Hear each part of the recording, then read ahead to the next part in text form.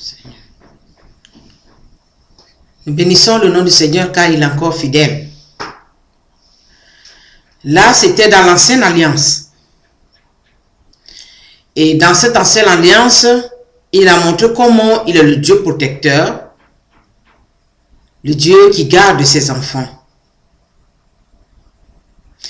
Mais il ne s'est pas arrêté là seulement. Quand il y a eu le temps de la nouvelle alliance, il nous a donné encore un autre protecteur, qui est son fils Jésus, qu'à travers son fils Jésus, nous avons une vie sauve. Nous sommes protégés de tout. Il suffit de croire. Nous allons maintenant voir ça ensemble dans le livre de Jean. Jean 10, à partir du verset 7. Jésus dit encore, je vous le déclare, c'est la vérité. Je suis la porte de l'enclos des brebis. Tous ceux qui sont venus avant moi sont les voleurs et les brigands. Mais les brebis ne les ont pas écoutés. Je suis la porte. Celui qui entre par moi serait sauvé. Il pourra entrer et sortir. Il trouvera sa nourriture. Le voleur vient uniquement pour voler, tuer et détruire. Moi, je suis venu pour que les hommes aient la vie et l'aient en abondance. Je suis venu pour que les hommes aient la vie et l'aient en abondance. Ici, c'est Jésus qui parle. Jésus est notre bon berger, comme son Père a été ce guide, ce bon berger à travers le peuple d'Israël, sorti de l'Égypte jusqu'à arriver à Canaan.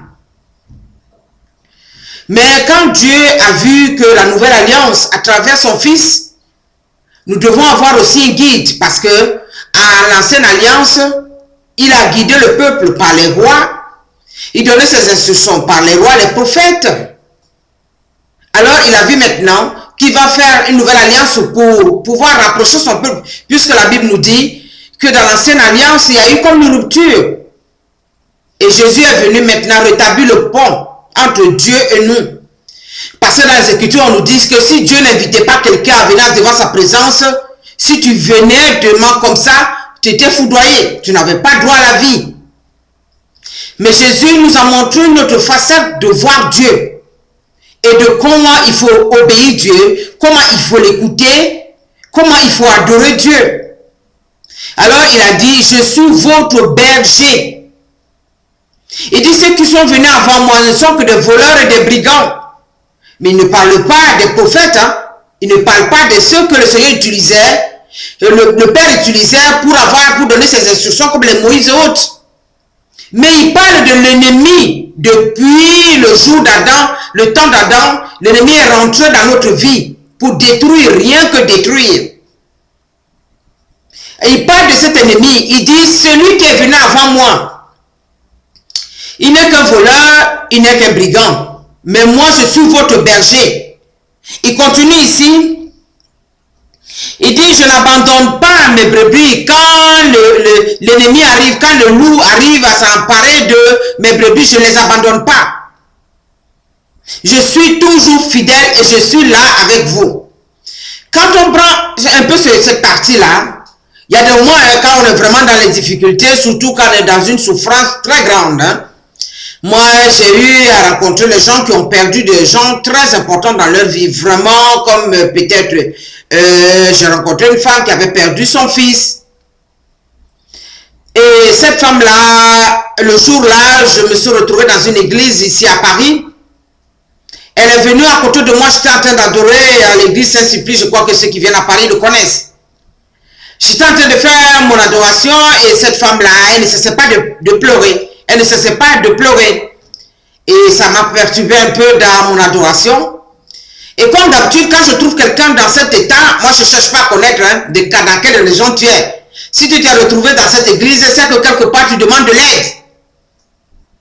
Alors comme Jésus est notre berger, berger et qu'il a choisi les gens qu'à travers lui, comme Dieu le Père le faisait avant avec les prophètes, il a choisi aussi aujourd'hui des gens, il les a établis pour pouvoir aller vers ces personnes-là qui ont besoin d'être encadrées, qui ont besoin d'une protection, qui ont besoin d'être rassurées dans leur souffrance. Alors cette femme-là et moi, je me suis rapproché, elle n'est pas africaine comme moi, c'est une sœur européenne.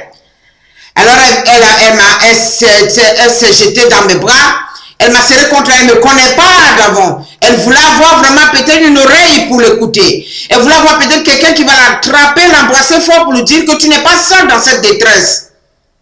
Et quand elle a fini, on s'est assis, j'ai essuyé ses larmes. Elle m'a expliqué qu'elle venait de perdre son unique fils. Alors dans ça, franchement, c'était vraiment, pour moi, étant qu'une mère, j'étais complètement déboussolée. Au fond de moi, j'ai dit, mon Dieu, quelle souffrance. Cette femme-là, regarde l'âge qu'elle a maintenant, elle ne va plus faire des enfants.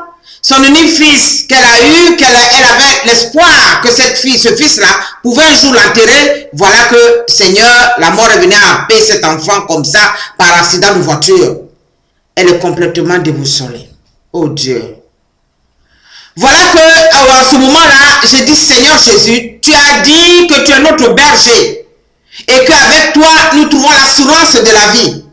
Ceux qui sont venus avant toi, Seigneur, nous abandonnent quand nous sommes dans les situations pareilles. Alors si tu as vu la souffrance de cette sœur avant d'arriver dans cette église, au même moment, tu m'as amené aussi pour que je puisse rencontrer cette sœur. Aide-nous, Seigneur Jésus, pour que cette femme-là retrouve sa sérénité, pour que cette femme-là retrouve la joie de vivre, parce que c'est pas évident pour elle, elle ne peut plus faire d'enfant où elle est. Son fils, elle dit que son fils avait 32 ans, mais il n'a pas eu une vie vraiment bien, donc il n'a pas eu une femme, il n'a pas laissé des enfants. C'est ce qu'elle croyait à cette époque-là. Mais je vais vous dire une chose, Dieu est merveilleux. On ne sait jamais les plans de Dieu. Quand cette dame-là, elle a fini de pleurer et on a prié ensemble, elle s'est sentie bien consolée. Puisque j'allais tous les vendredis pour faire mon chemin de croix là-bas, j'ai rencontré cette femme-là encore, on a encore prié au moins 2 ou 3 vendredis de suite. On a fait le chemin de croix ensemble. J'ai dit, Jésus a emprunté ce chemin dans la douleur. Comme tu es dans la douleur, on va faire ce chemin de croix ensemble. Et après, cette femme, 4e fois, on se retrouvait, elle se sentait bien. Mais il y a quelque chose à la suite que je vais vous dire, qui va vraiment vous dire que Jésus est véritablement notre berger. Et quand nous passons dans les vallées obscures, nous devons redouter aucun mal. Parce qu'il est vraiment avec nous. Et il a toujours un projet en avance. Cette femme-là qui croyait qu'elle n'avait plus jamais de descendance dans la vie, son fils était parti passer les vacances un moment aux États-Unis et il est resté pendant au moins 1 an. La maman n'avait pas de nouvelles. Et après, il est revenu encore à Paris. Or, en quittant les États-Unis, elle avait laissé une femme enceinte. Elle n'a pas dit à sa mère, puisqu'avec sa maman, je crois que la relation était une relation conflictuelle. Il n'y avait vraiment pas d'amour, il n'y avait vraiment pas de rapprochement. Mais puisque c'est son enfant unique. Alors la femme ne connaissait pas vraiment l'autre côté de la vie de son fils. Quand la fille a appris que le monsieur était décédé, or elle a fait derrière elle les jumeaux, 2 garçons. Alors, qu'est-ce qu'elle a fait? Elle a cherché tout, elle s'est battue auprès des amis qu'elle a rencontré ce frère pour pouvoir avoir l'adresse de sa mère. J'étais là un jour en train d'adorer, oh alléluia, bénissons le nom du Seigneur. Quand je parle de ça, franchement, j'ai une joie qui m'inonde. Je vois cette femme-là qui vient et puis elle me serre par derrière. Elle me dit, ma soeur, tu m'as dit que Dieu console. Tu m'as dit que Jésus est véritablement mon berger. Il est mon berger. Il m'a fait quelque chose que je ne pourrai jamais oublier. Même si je rentre dans la tombe, je serai toujours une femme comblée. Je dis, qu'est-ce que c'est? Elle sort les photos. Elle me dit, tu as vu tous ces 2 êtres-là? J'ai dit, oui, ce sont mes petits-enfants. Mon fils m'a laissé une descendance. Alléluia. J'ai bondi de joie, j'ai rattrapé encore de nouveau. On a commencé à crier de joie dans l'église, tout le monde nous regardait. Jésus est notre berger. Il dit quand l'ennemi vient nous persécuter, il ne faut pas qu'on s'arrête là. Parce qu'il a notre plan pour nous. Cette femme n'avait jamais su qu'un jour son fils lui laissait vraiment ce beau cadeau. Et ses bébés sont jolis comme c'est pas permis. La femme ne vit que pour ses petits-enfants aujourd'hui. Et le comble, c'est que cette femme a choisi de venir habiter en France pour que les enfants se rapprochent de leur grand-maman. Et aujourd'hui, elle a une famille. Elle dit, j'ai une famille.